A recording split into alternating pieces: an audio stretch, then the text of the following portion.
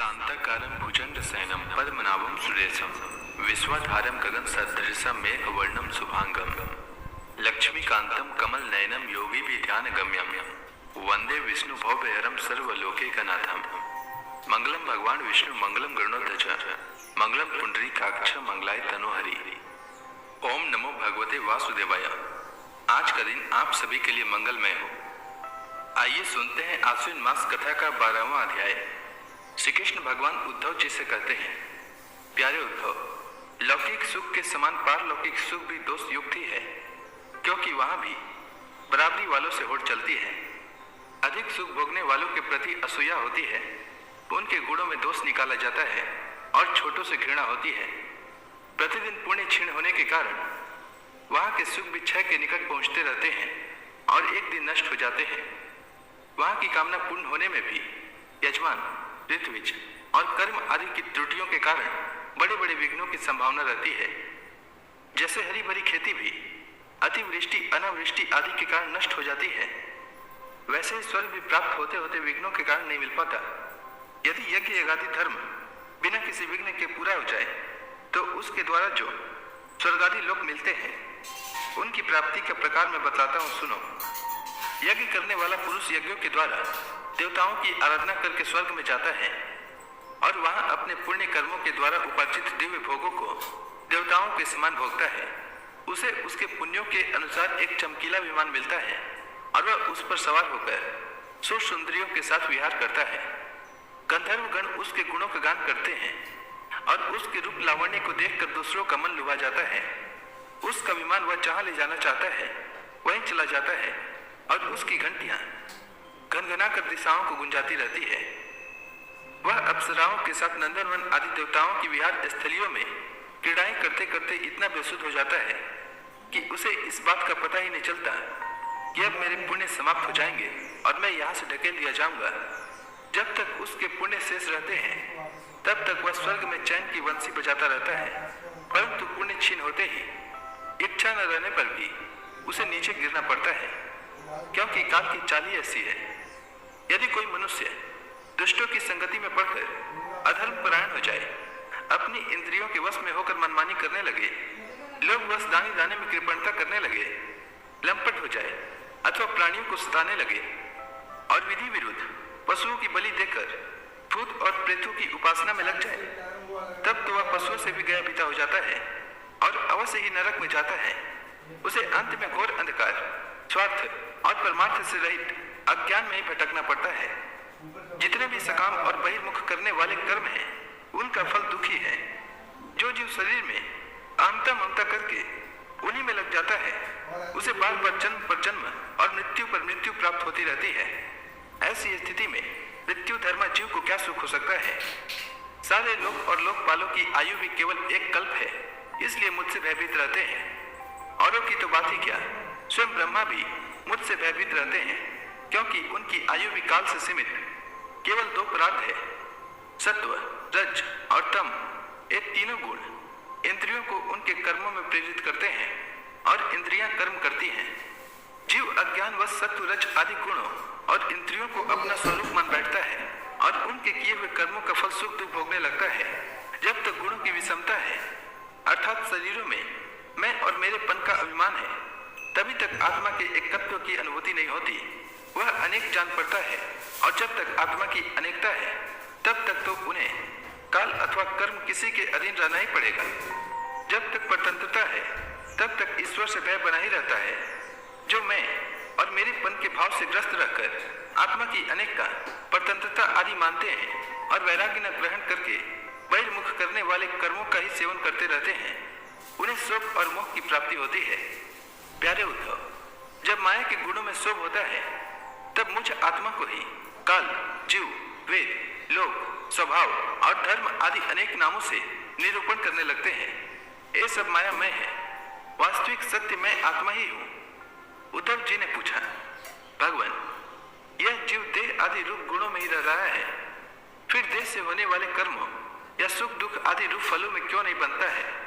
अथवा यह आत्मा गुणों से निर्लिप्त है, देह आदि के संपर्क से सर्वथा रहित है, फिर इसे बंधन की प्राप्ति कैसे होती है? बद्ध अथवा मुक्त पुरुष कैसा बर्ताव करता है? वह कैसे विहार करता है या वह किन लक्षणों से पहचाना जाता है, कैसे भोजन करता है और मल त्याग आदि कैसे करता है, कैसे सोता है, कैसे बैठता है और कैसे चलता है।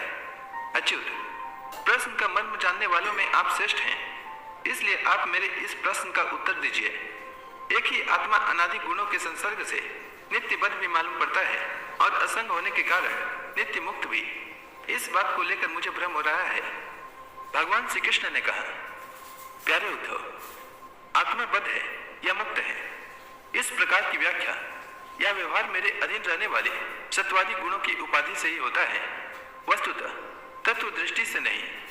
सभी गुण माया मूलक हैं, इंद्रजाल है, जादू के खेल के समान है, इसलिए न मेरा मोक्ष है न तो मेरा बंधन ही है। जैसे स्वप्न बुद्धि का विवर्त है, उसमें बिना हुए भी भासता है, मिथ्या है, वैसे ही स्वप्न सुख दुख, शरीर की उत्पत्ति और मृत्यु, यह सब संसार का बखेड़ा माया के कारण प्रतीत होने पर भी वास्तविक नहीं है।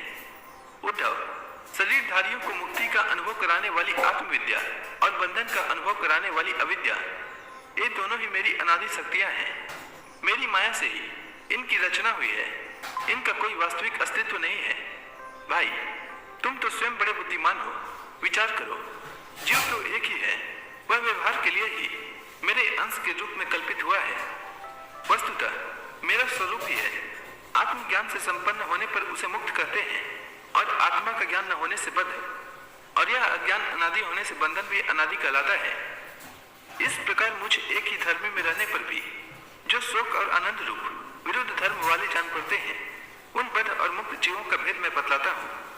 वह भेद दो प्रकार का है, एक तो नित्य मुक्त ईश्वर से जीव का भेद और दूसरा मुक्त बद्ध जीव का भेद। पहला सुनो, जीव और ईश्वर बद्ध और मुक्त के भेद से भिन्न भिन्न होने पर भी एक ही शरीर में नियंता और नियंत्रित के रूप में स्थित हैं। ऐसा समझो कि शरीर एक वृक्ष है, इसमें हृदय का घोंसला बनाकर जीव और ईश्वर नाम के दो पक्षी रहते हैं। वे दोनों चेतन होने के कारण समान हैं और कभी न बिछुड़ने के कारण सखा हैं। इनके निवास करने का कारण केवल लीला ही है। इनकी समानता होने पर भी जीव तो शरीर रूप वृक्ष के फल सुख दुख आदि भोगता है, परंतु ईश्वर उन्हें न भोग कर कर्म फल सुख दुख आदि से असंग और उनका साक्षी मात्र रहता है। अभोक्ता होने पर भी ईश्वर की यह विलक्षणता है कि वह अज्ञान, ऐश्वर्य, आनंद और सामर्थ्य आदि में भोक्ता जीव से बढ़कर है। साथ ही एक यह भी विलक्षणता है कि अभोक्ता ईश्वर तो अपने वास्तविक स्वरूप और इसके अतिरिक्त जगत को भी जानता है, परंतु भोक्ता जीव न अपने वास्तविक रूप को जानता है और न अपने से अतिरिक्त को। इन दोनों में जीव तो अविद्या से युक्त होने के कारण नित्य बद्ध है और ईश्वर विद्या स्वरूप होने के कारण नित्य मुक्त है। प्यारे उद्धव, ज्ञान संपन्न पुरुष भी मुक्त ही है। जैसे स्वप्न टूट जाने पर जगा हुआ पुरुष स्वप्न के स्मर्यमान शरीर से कोई संबंध नहीं रखता, वैसे ही ज्ञानी पुरुष सूक्ष्म और स्थूल शरीर में रहने पर भी उनसे किसी प्रकार का संबंध नहीं रखता, परंतु अज्ञानी पुरुष वास्तव में शरीर से कोई संबंध न रखने पर भी अज्ञान के कारण शरीर में ही स्थित रहता है।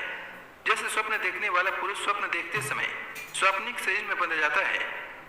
व्यवहार आदि में इंद्रियां शब्द स्पर्श आदि विषयों को ग्रहण करती है, क्योंकि यह तो नियम ही है कि गुण ही गुण को ग्रहण करते हैं, आत्मा नहीं। इसलिए जिसने अपने निर्विकार आत्म स्वरूप को समझ लिया है, वह उन विषयों के ग्रहण त्याग में किसी प्रकार का अभिमान नहीं करता। यह शरीर प्रारब्ध के अधीन है। इससे शारीरिक और मानसिक जितने भी कर्म होते हैं, सब गुणों की प्रेरणा से ही होते हैं। अज्ञानी पुरुष झूठ-मूठ अपने को उन ग्रहण त्याग आदि कर्मों का कर्ता मान बैठता है और इसी अभिमान के कारण वह बंध जाता है।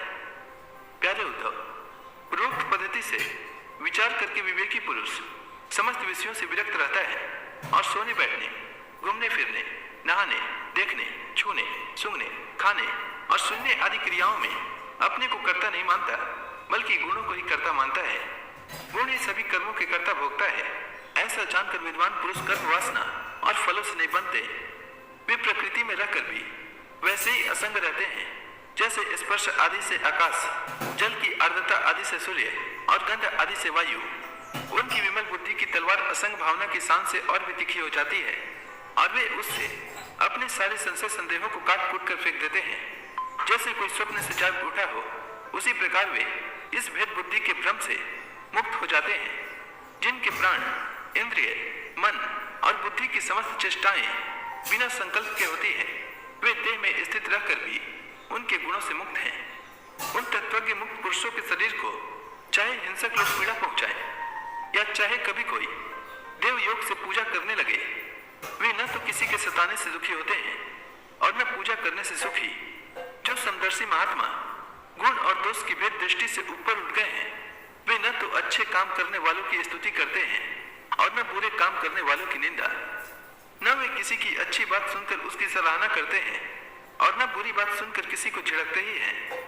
जीवन मुक्त पुरुष न तो कुछ भला या बुरा काम करते हैं, न कुछ भला या बुरा कहते हैं और न सोचते ही हैं। वे व्यवहार में अपनी समान वृत्ति रखकर आत्मानंद में ही मग्न रहते हैं और जड़ के समान मानो कोई मूर्ख हो, इस प्रकार विचरण करते रहते हैं। तो इसी के साथ आज का यह अध्याय समाप्त हुआ।